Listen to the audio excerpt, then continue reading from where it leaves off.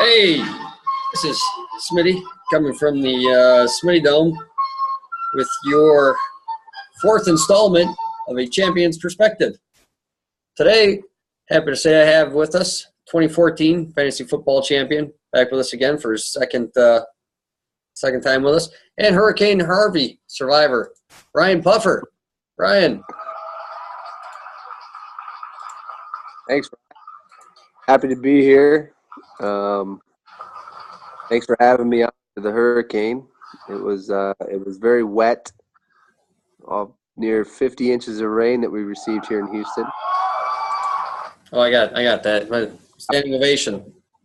Standing O for that? Standing O. Yeah, pretty wicked storm. But happy to say we're still alive and no damage to our house. Some neighbors not so lucky, but we're ready. We're alive, so it's all good. Good to hear, brother. Glad to have you and your family living healthy, man, and glad to hear everything. Glad to have you with us today. Nice podcast, Brian. We're going to head up on first round draft picks, 2017. You know what where we think they might land. Just a quick synopsis of what we think they're going to do. So let me bring it up here.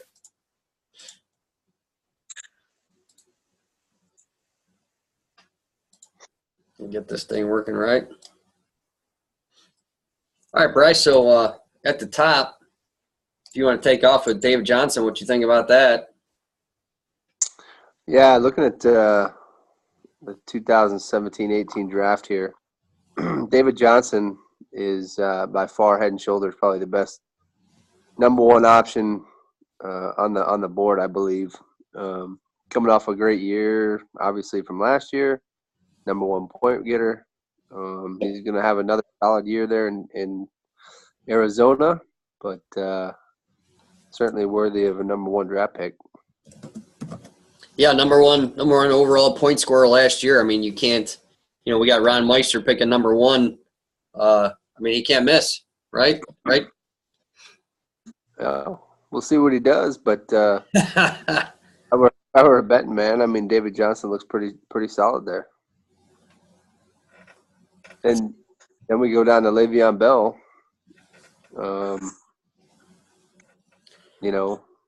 What's he gonna come in? Has he reported back to camp yet, or is he with the team? And I believe he reports tomorrow. He reports tomorrow, and then everybody's off till Monday, and then his first day of practice is actually Tuesday. But he will be back with the team per a tweet that he had. So we'll see if he's overweight, underweight, football ready, football shape, as they say. Absolutely. Anybody picking that number 2 spot, maybe they move on to somebody else because this guy, it could be an issue at weight and not ready. Could have an injury right off the bat. Yeah, it's been known to happen. But hey, all things considered, if he's healthy, very solid number 2 pick.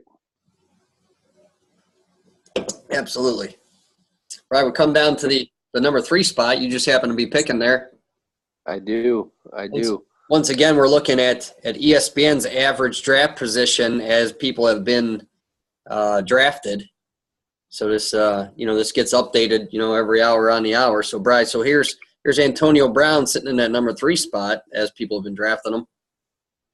Yeah, so I like Antonio Brown. I like Odell Beckham. I like Julio. Might be a little reach. We'll talk about that in a minute. But I still haven't taken my eye off Zeke.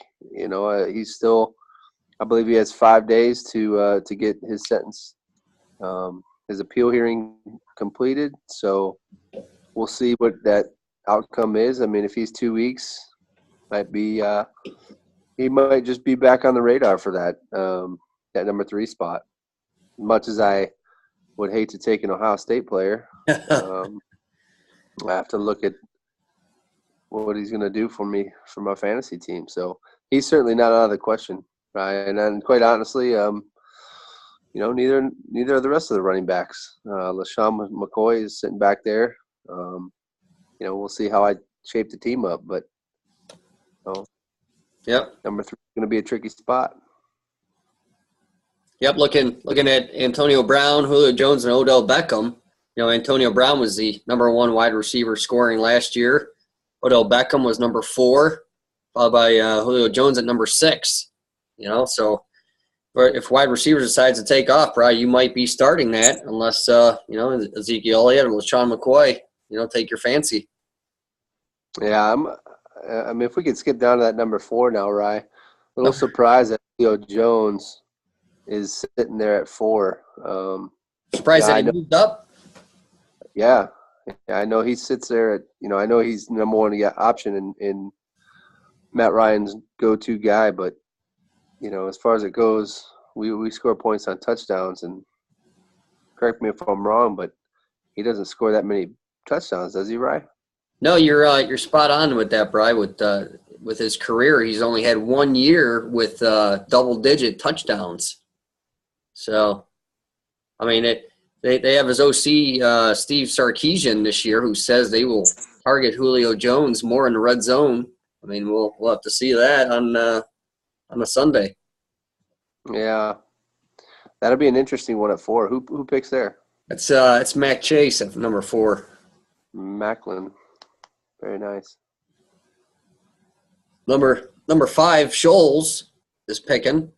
You never know what Scholes is going to pick. He's a little oddball. He has maybe a few pass on Ezekiel Elliott. He's such a homer that he could jump on. Another man's trash, another man's treasure, right? Sure.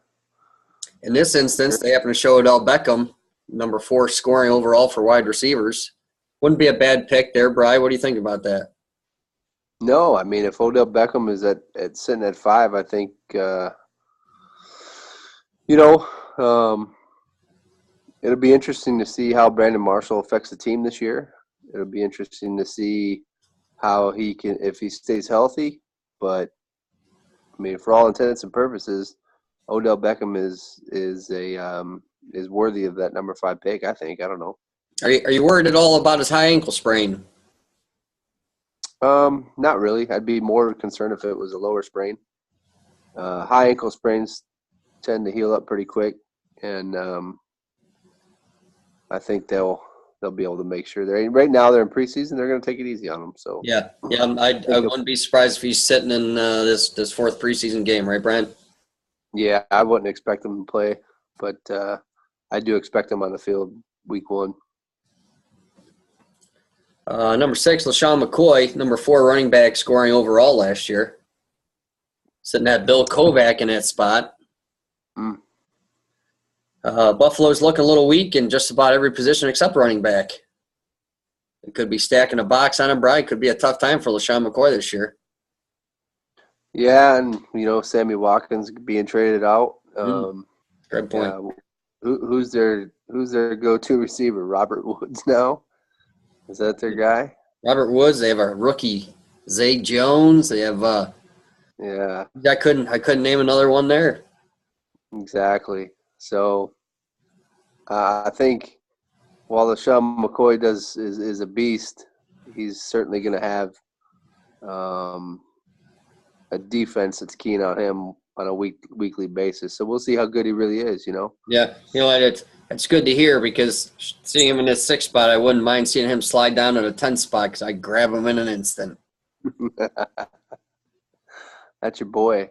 That's my boy. Boys. Number 7, Brian, our hottest riser of the draft this year. Earlier, 2 to 3 weeks ago, he was 12, making that turn at 13. Brian, Jordy Nelson shows up at number 7. What do you think there? Well, I mean, he's healthy. He's the number 1 receiver in Green Bay, and Aaron Rodgers likes to throw that pillow around, especially to him on the deep ball. So I think it's a surprise for me to see him sitting in the top in the 1st round. I wouldn't be shocked if somebody does take him, because he is a number 1 receiver on the Green Bay Packers for the number 1 quarterback in the league. So, well, I'm not going to be shocked if somebody takes him, but I'm a little surprised he's in the 1st round. Aaron likes to pass that ball around, and he spreads the wealth.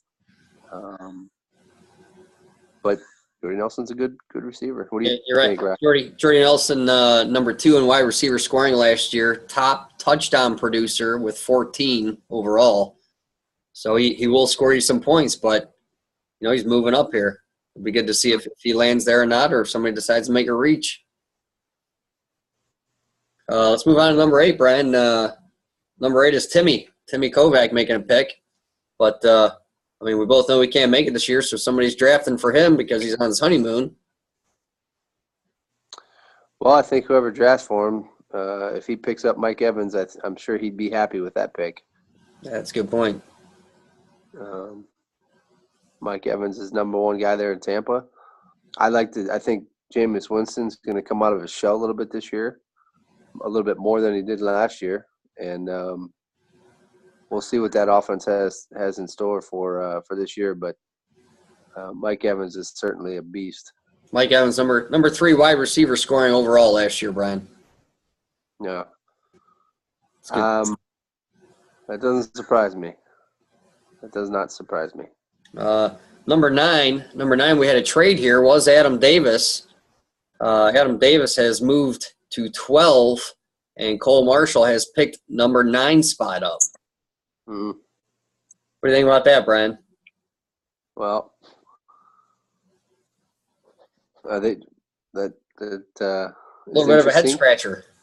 Yeah, I'm not sure why they did that, but hey, if Cole wants to move up 4 spots to pick up Devontae Freeman versus Jay Ajayi, I'd say he probably made out on that deal. Yeah, that's a very good point.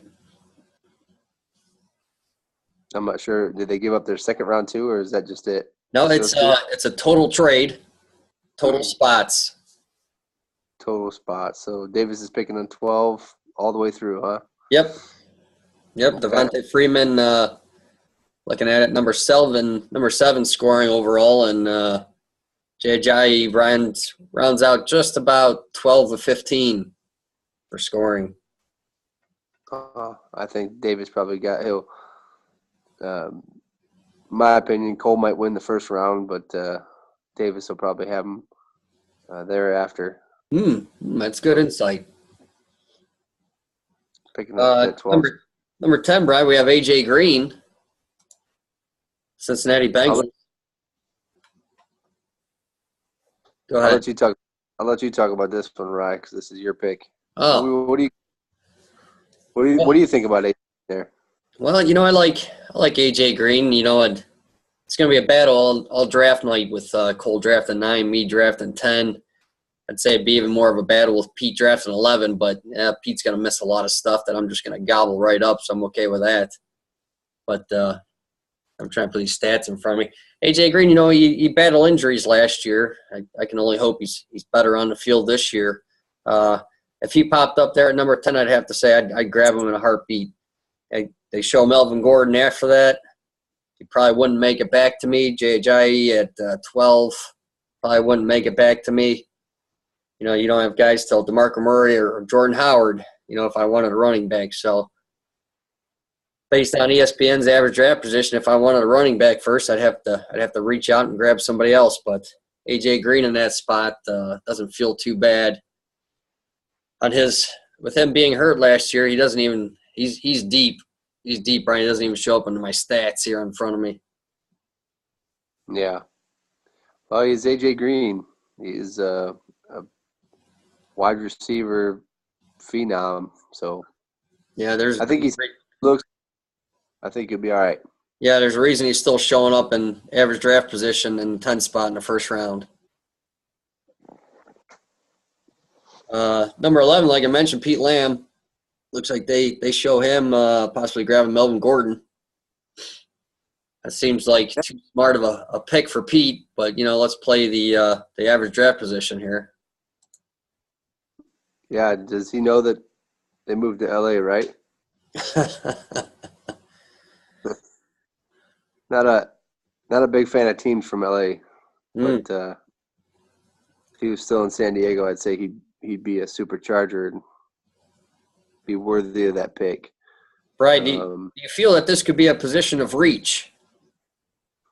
Well, I think you got a couple things going there. You got to figure how long does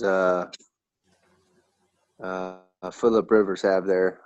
I mean, he's getting older, right? I believe. Yep. And he's got that sidearm sling.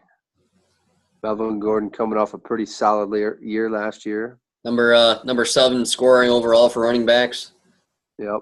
I'm not a big San Diego or LA Charger. I'm not a big Charger fan. So I think this is a bit of a reach for Melvin Gordon. But I think Pete be able to pick him up. Be a good foundation for Pete to start his team off. I think there's probably some better options, but I think Melvin would be a good spot for Pete. Well, good. Pete needs Pete. Anybody out of this whole draft needs to get a better base than better start than anybody coming off of last year in 2016. Brian. That's for sure. We'll round out this first round with pick 12, Adam Davis, our commissioner. I don't know if he's ever been a bridesmaid, but he's never been a bride, if you know what I mean. Hey, you got JJ there, Miami Dolphins. You can actually see to the right there that his average draft position is closer to 16. Yet they show him in 12. So, you kind of get around the place here where there's a plethora of guys being taken at 12, I'm sure. Yeah, this really could be, and with him having back-to-back picks here on the Snake, this could be really a wide receiver. It could be 2 running backs. Could be 2 wide receivers. Just really depends on how Davis wants to build his team. And, Jay Ajayi, probably not a bad pick there. I think, with Cutler being down there, it might open some things up. Might help Jay Ajayi.